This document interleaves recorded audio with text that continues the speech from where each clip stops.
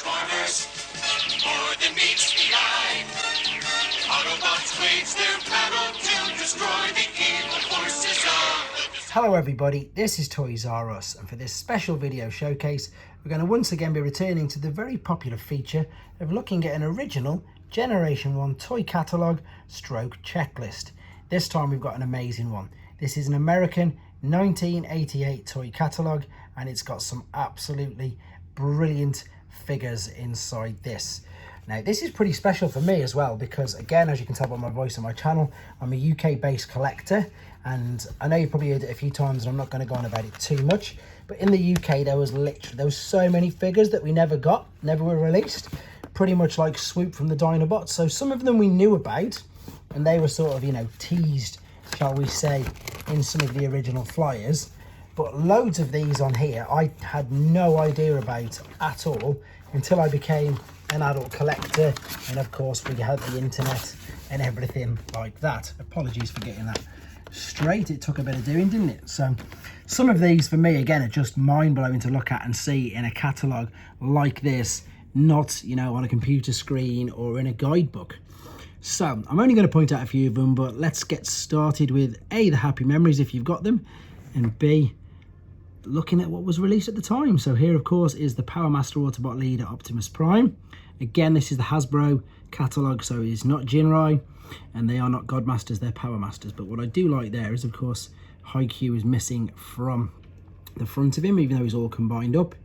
Now I know pretty much most people will know that Fortress Maximus wasn't released in the UK, but I'd have thought they'd have given him a bit of a bigger space than just that little bit there, to be honest. This will probably be the last time that I'm saying wasn't released in the UK, and what I'm actually going to do is get a 1988 toy catalogue as well, just so you can see how big the difference was. But these three here, they weren't released in the UK. So you've got all 6 of your Autobot pretenders. They are of course Landmine, Wave Rider, Cloudburst, Sky High, Groundbreaker and Splashdown. There are your Headmasters as well, and they obviously came out the year before in '87, but they're just brilliant. Moving over, we've got your Targetmasters, Sure Shot, Point Blank and Crosshairs, and of course the amazing Technobots and Computron. Moving downwards, we've got the Targetmaster. They weren't Targetmaster Juniors, they were just small Targetmasters. And the cool thing about these, if you didn't really know, was the fact that the 2 guns could also combine to make a larger gun. Here's the Headmaster Juniors, Siren, Nightbeat and Hosehead. That's a different colour.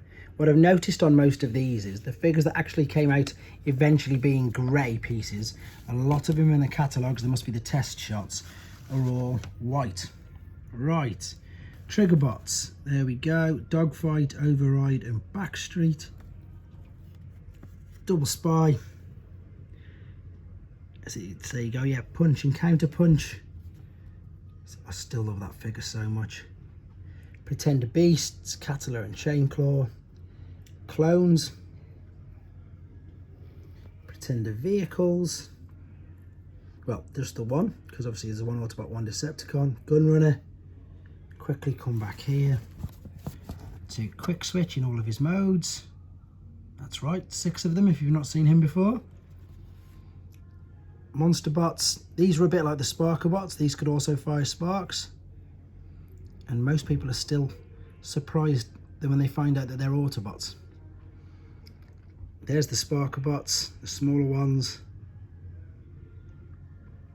More of Blaster's cassettes, including the amazing combining cassettes to make Slam Dance.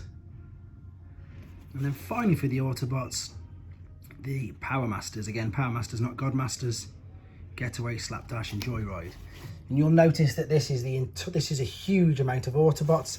And the reason why I'm saying this is because when you turn it over, the Decepticons is always much less. And the proof for that is there's all the Autobots in the checklist to the much smaller part of Decepticons down there. Now I believe this to be that in Japan, obviously Takara Tomy make most of these, and again it's just a custom and culture that they prefer the hero more than the villain, and that is indeed why there always were more goodies than baddies, shall we say. Okay, Targetmaster Decepticons, again the mini ones, and you can see there where they've combined the two target masters. They could be used individually, but you could also combine them. Yeah, definitely. They've definitely using white bits for what end up being grey, and you can really tell that on Trigger Happy there, the guy in the middle. Misfire has the wrong target master. I think that's Sure Shot's target master. There we go. My absolute favourite, and again there's a few differences in this particular thing. The head is green, the guns are green, and of course they never ended up being that colour at all. And of course Fast Track, look at the colours of him, completely different. Moving on to two other favourites of mine, purely because of that combine mode. Super fond memories of Christmas Day, just building that up and down so many times. Okay, moving on to some of the amazing combiners that the Decepticons had at the time. There we go, Piranacon, and again, lots of different colours where these are usually dark grey rather than white. Maz and Paul Hitchens are the guys who know about the test pieces. I might get them to give me some comments and some details on this. Junior Headmasters, Decepticon clones, Pretenders. So same thing with the Pretenders, not released in the UK, all 6 obviously in the States. Pretender Beasts, both of them. There's the other Pretender vehicle. And then we might as well go back to the beginning over here. There is of course Abominus, the Terracons, 6 changer, 6 shot. Again, another 6 changer, but he's actually got a bonus one, a winged wolf, a 7th mode. I've done a video on that if you want to see it. Headmaster Decepticons. That's a brilliant example. See, there's 3 of them, but the Autobots there's 4. So that's an example of what I was saying earlier. Firecons and Triggercons. With brilliant Decepticon cassettes, and again, they're combining 2. Squawk Box. Horrorcons, triple changing Decepticon Headmasters, and finally Double Dealer, who's obviously an Autobot and a Decepticon.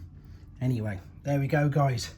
If I've messed anything up, I apologise, but for things that I don't know, or please add into the comments, and then of course the rest of the viewers can also read them for themselves as well. Thanks for watching guys, take care. Thanks for watching. Like and comment, and don't forget to subscribe.